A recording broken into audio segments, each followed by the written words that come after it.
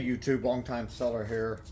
Been selling for over 6 years. I run over $250,000 a year in sales. And today I want to do my lunch notes series. I watched another video today, and I've got my notes that I jotted down during lunch. And today I want to, first of all, I am not putting down anybody with these. I'm not building them up. I'm not putting them down. I'm just adding to their posting, and it's my 2 cents worth. And so this isn't to put anybody down. I just want to do that as a disclaimer. This is just, I just want you to remember, always watch other sellers. Watch sellers that's been doing this for a while. Get information from as many sellers as you can.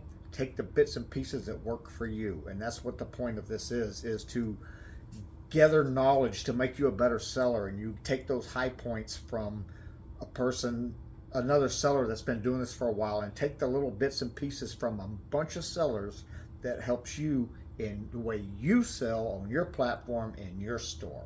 So today's lunch notes is watch a video called "The Secret eBay Store Killer." This is from Carrie at home, and she's a really good seller. She's been doing this for a while, and she was a lot of her topic was on sell-through rate and store growth, and mine roughly 18,000 items that I list and sell each year. 9,000 are selling. So I'm running through a 50% sell-through rate, which personally in a large store is a pretty good sell-through rate. I mean, a smaller store is easier to manage, and you can get a better sell-through rate, and that's up to what you choose to do, how profitable you want to be, how big you want to be, what do you want to do with it. Is it a hobby store? Is it earn a little extra income, full-time living?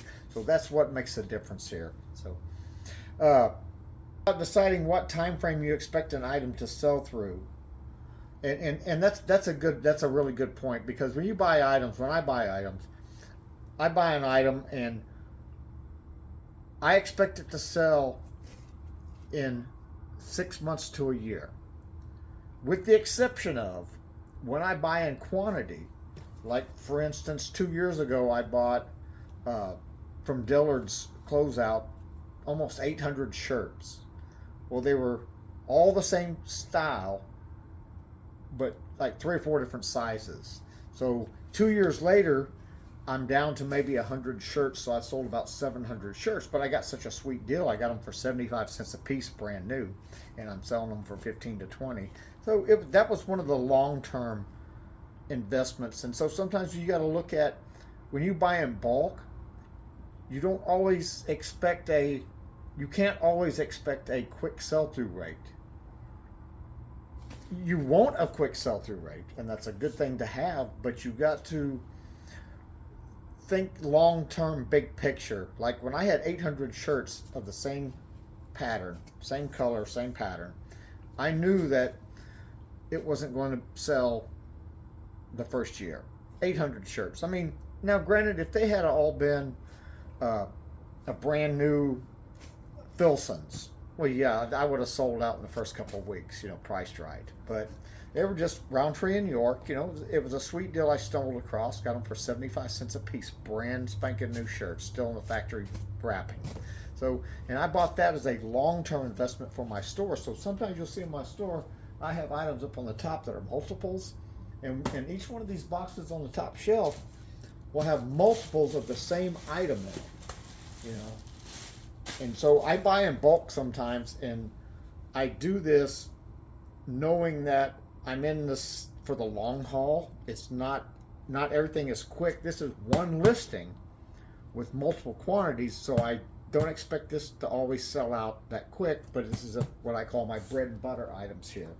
I've got 4 rows of boxes on top of multiple quantity stuff. So that's something to take into account when you look at your sell-through rate. If you're buying some bulk purchases and stuff, your sell-through rate isn't always going to be the same as your regular items.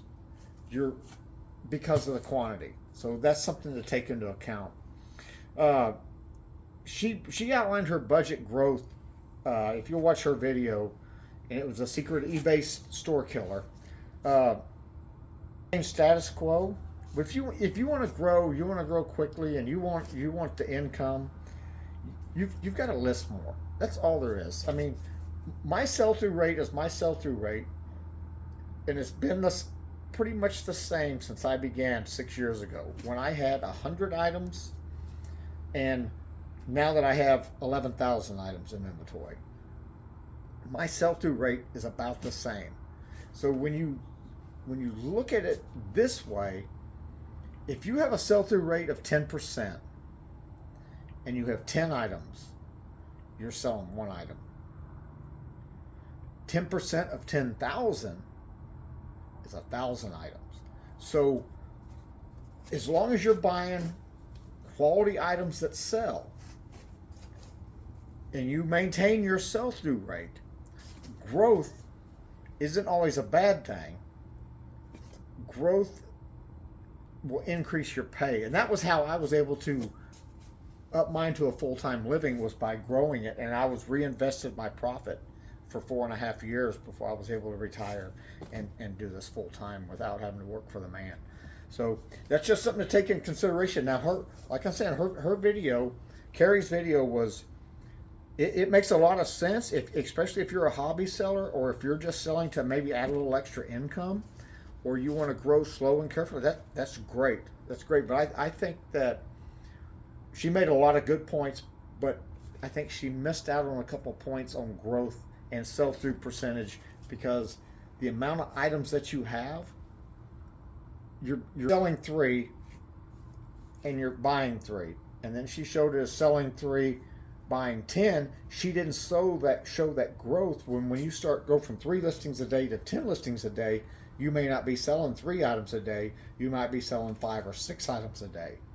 So her math was a little bit off. Her point was spot on. She made some really good points in there. And like I say, I'm not trying to put anybody down on this. She's got a good store. Everybody's store is different, and you need to tailor your store for how it suits you.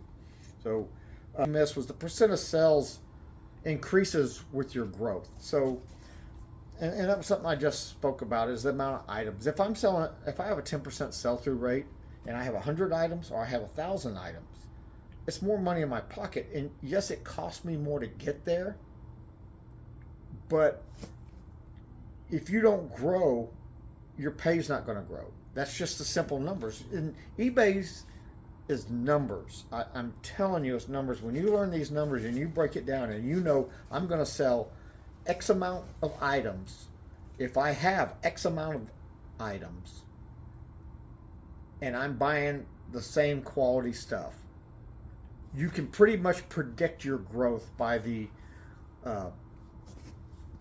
by watching your sell-through rates and stuff. Now, you're not going to, when you can increase your store and grow it.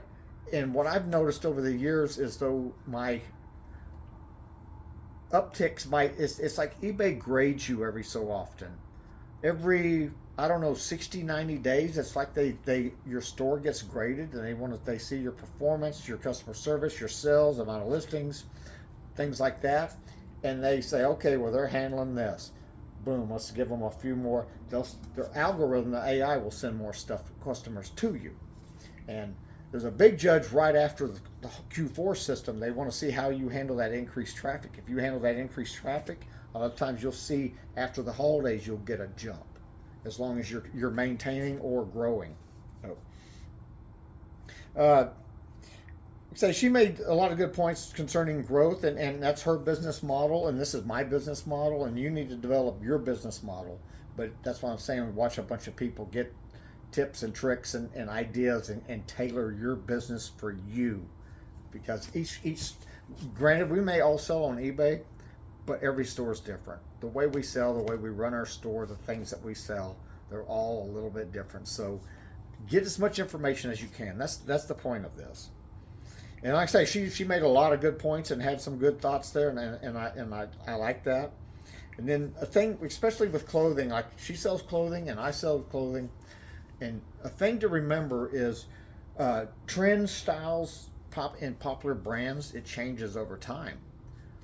Things that were popular and selling 6 years ago aren't necessarily selling as well today as they were 6 years ago, because styles and change. colors, patterns, styles, brands. That changes over time, and it ebbs and flows. It ebbs and flows. You'll get a product that may sell really, really well for 2, 3, 4, 5 years, and then all of a sudden it tapers off.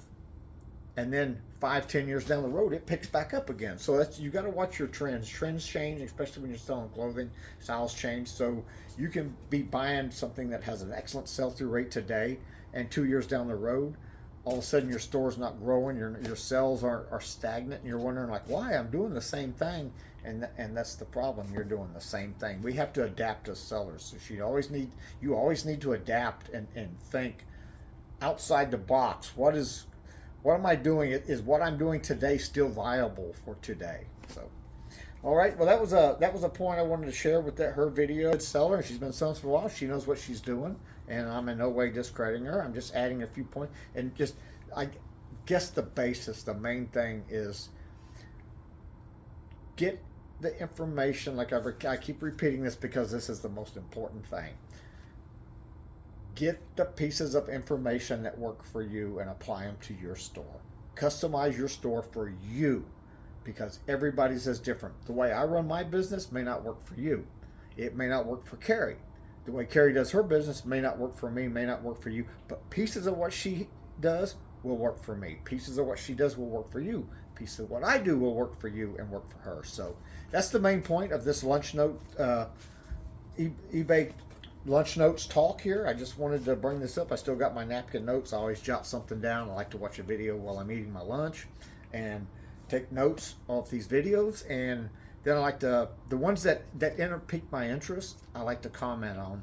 I watch a lot of videos. I'm constantly watching videos to learn and stay on top of things and trends. And I usually pick one that piques my interest, and I start writing notes down that help me. So, and I hope this helps you. So, all right, well, Q4 is upon us, and election day is in 2 days. So hopefully the pre-election jitters will settle down by next weekend, and the holiday sales will pick up, and we'll all do fine and well and be great eBay sellers. So everybody, you have a great day. I'll bring you some more lunch notes as I get them. And so have a good luck selling on eBay. And